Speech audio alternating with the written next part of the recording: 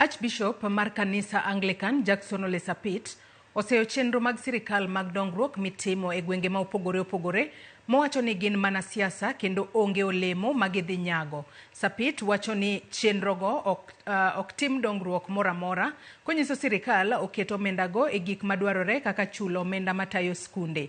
Koloso e skund nyiri ma Limuru bende oseyo lweny mag siasa masani medore, kowacho ni dhi rocho kwe ma piny Kenya.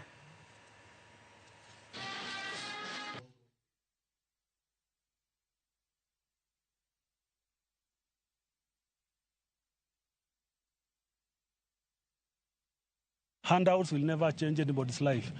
They will get and finish it in the evening with the leaguers and other bad things. But when you teach people how to work and make sure that we have markets for our crops, I think what the government need to be putting all the money, being spent in these barasas and even these mini campaigns that we see around the country, be it of the opposition of the government, is translate that money to our schools. Now our principal are crying because the capitation is not enough. They cannot keep our students for as long as we wish them to be in school. We want the funding model of the universities to work. We want the healthcare system to work.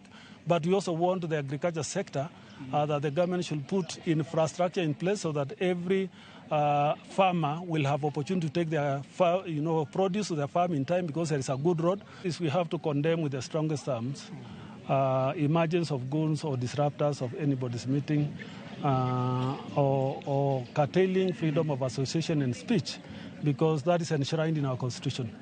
And anything that is thuggery is outdated and barbaric.